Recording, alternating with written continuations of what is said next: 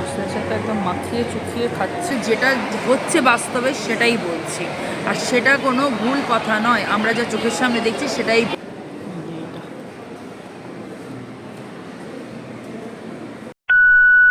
Hello guys, so আজকে চলে এসেছি পিভিআরে মুভি দেখতে। টিউসডে আজকে 10th মার্চ। তো আজকে আমি কী মুভি দেখতে এসেছি দেখাচ্ছি। দ্য কেরালা স্টোরি 2 এই মুভিটা দেখতে আজকে এসেছি। তো আসছি চলছে, আরও অনেক মুভি আছে। মার্দানি 3 তো দেখা হয়ে গেছে। তো যাই হোক, আসছি তো শুরু হয়ে গেছে, তো ওটা আমি ক্যাচ করতে পারিনি, দুঃখিত। যাই হোক, এখন আমি এসেছি এই জন্য দ্য কেরালা স্টোরি 2 পার্ট 1 তো দেখেইছিলাম, তখন তো জানোই তোমরা, ওয়েস্ট বেঙ্গলে রিলিজ করা হয়নি, করতে দেওয়া হয়নি। তো আমি ওটিটি প্ল্যাটফর্মে দেখেছিলাম, মানে মোবাইলে। আর 2টা কোনো অসুবিধা নেই যখন, তো দেখব। তার সাথে টিকিট কাটতে গিয়ে টিকিট কাউন্টারে মেয়েটাও আমাকে বললো যে এই ধরনের মুভি প্রত্যেকটা মেয়ের দেখা দরকার। তো তোমরা তো মোটামুটি আন্দাজ করেই নিয়েছো কিসের ওপরে গল্পটা। যারা পার্ট 1 দেখেছো তারা জানো, আর যারা দেখোনি তারাও মোটামুটি জেনে গেছো। ওই একই টাইপেরই ওটারই পার্ট 2 হচ্ছে।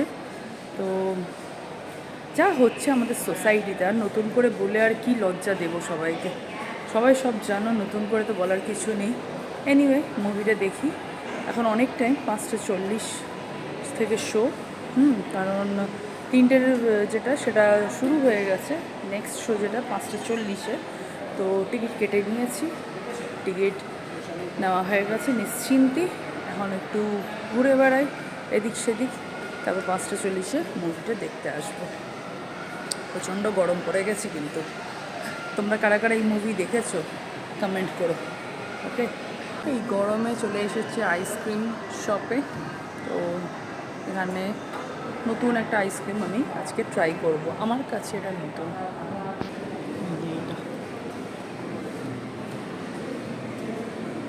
বাকলাভা, আরও অনেক রকম ফ্লেভার রয়েছে। আর এই শপটার নাম দেখে নাও, এটা 2nd ফ্লোরে, মানে জাস্ট পিভিআর এদিকে পিভিআর থেকে বেরিয়ে এখানেই হচ্ছে ice cream shop. Thank you. 150 rupees baklava ice cream, tasty. লিফটে উঠে গেছে, 3rd ফ্লোর যাচ্ছি। বেশ ভালো খেতে।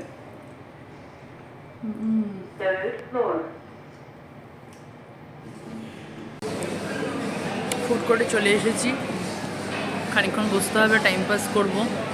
তো এই আইসক্রিমটা খাচ্ছি, সত্যি খুব ভালো লাগছে খেতে। আর এই গরমের মধ্যে এরকম যদি আইসক্রিম পেয়ে যাই, আর কি চাই।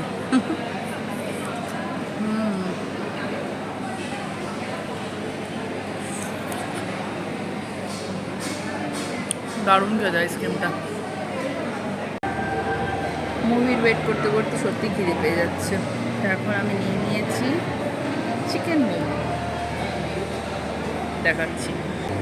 সসের সাথে একদম মাখিয়ে চুখিয়ে খাচ্ছি। অ্যাকচুয়ালি আইসক্রিমটা খাওয়ার পর থেকে মুখটা বেশ মিষ্টি মিষ্টি হয়ে গেছিলো, তাহলে একটু ঝাল কিছু খাই। তো এই যে ঝাল ঝাল সসে ডুবিয়ে এখন আমি চিকেন মোমো এনজয় করছি।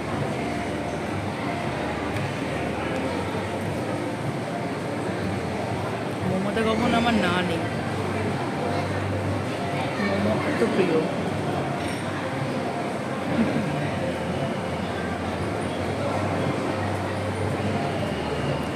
আমার মতন কারা কারা মোমো লাভার কমেন্ট করো।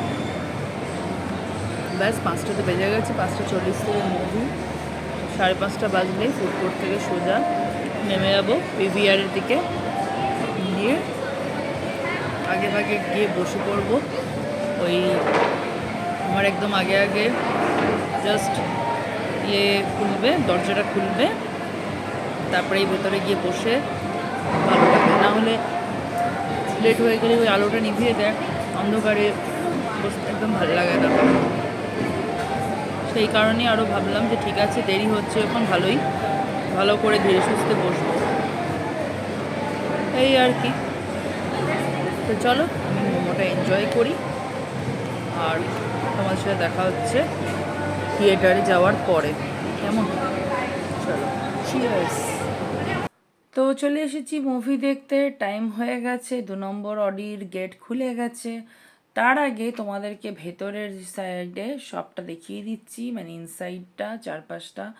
এবারে এখানে জল নিতে এলাম, তার সাথে ওরা বলল চেঞ্জ নেই, তাই জন্য আবার জলের সাথে পপকর্ন নিলাম। যদিও ভেবেছিলাম ওটা ইন্টারভেলে নেব, যাই হোক পপকর্ন, জল আর 1 প্যাকেট বাদাম এই নিয়ে বসে পড়লাম। তো এখন খুবই এক্সাইটেড আছি, তাই গেট খুলতে দেরি, সঙ্গে সঙ্গে চলে এসেছি আর নিজের সিটে বসে গেছি। সো গাইস, মুভিটা দেখে বেরিয়েছি, আর মোটামুটি 2 ঘন্টা 12-13 মিনিটের মুভি, তার মধ্যে ইন্টারভেল নিয়ে মোটামুটি ওটা 1.25 ঘন্টা মতন টেনেছে। কিন্তু মুভিটা যতটুকু দেখেছি ভালোই করেছে, লেন্দি করেনি। যতটুকু দেখিয়েছে সেটা একদম মানে প্রথমের দিকটা একটু স্লো যাচ্ছিলো, কিন্তু তারপরে ইন্টারেস্ট যে যা বাড়লো সেই সবদি কিন্তু দারুণ লেগেছে।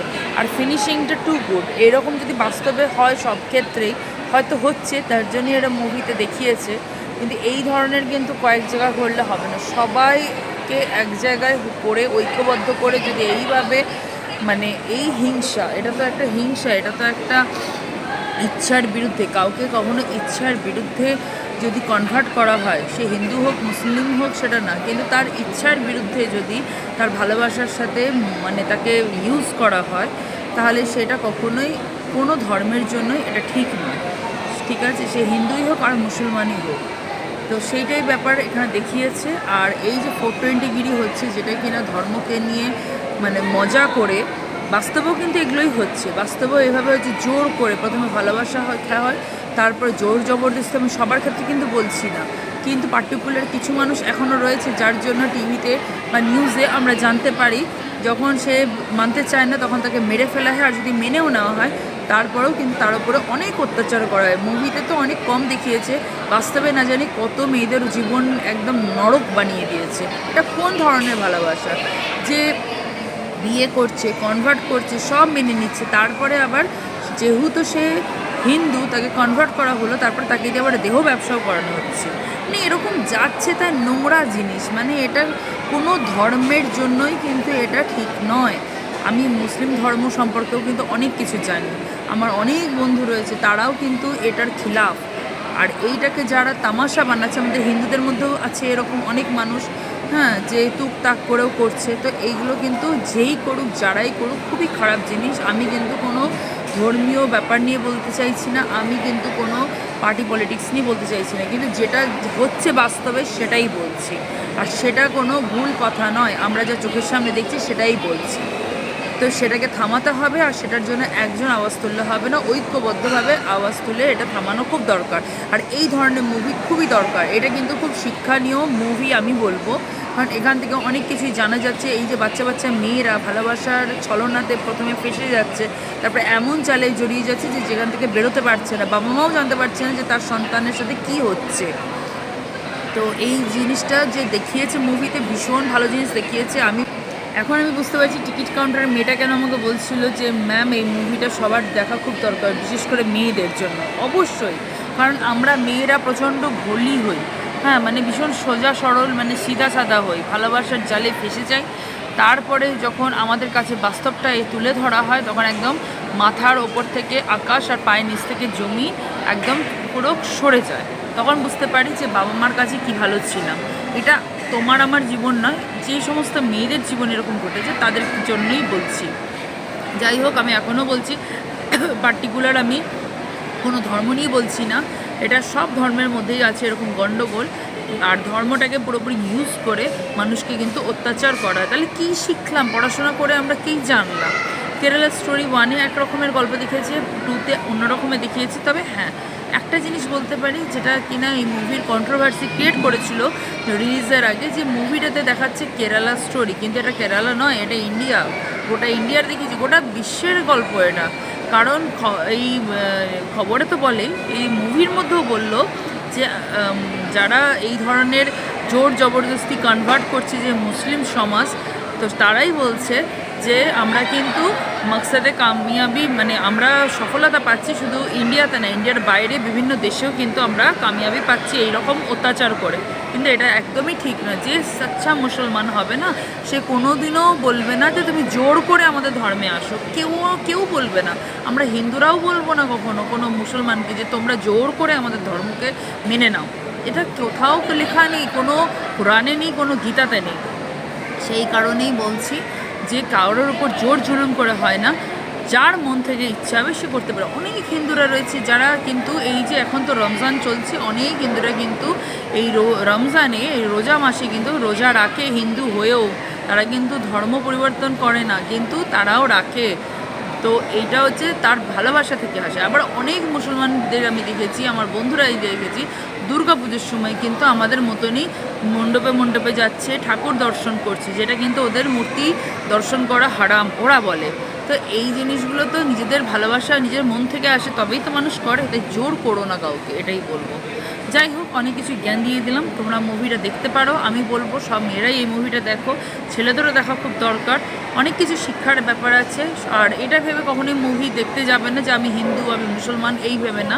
মুভিটা দেখবে একটা মানুষ হিসাবে, যে এইটা আজ আমাদের দেখানো হচ্ছে, কাল কিন্তু আমাদের পরিবারের সাথে বা তোমাদের পরিবারের সাথেও কিন্তু এই জিনিসটা হতে পারে, যেটা খুবই খারাপ জিনিস। তো যাই হোক, আজকের ব্লগটা এখানেই শেষ করছি। দেখা হবে নেক্সট ব্লগে। সবাই খুব ভালো থেকো। টাটা। ভিডিওটা ভালো লাগলে লাইক করে দিও, শেয়ার করে দিও, আর মুভিটা দেখে কেমন লাগলো কমেন্ট করো। টাটা।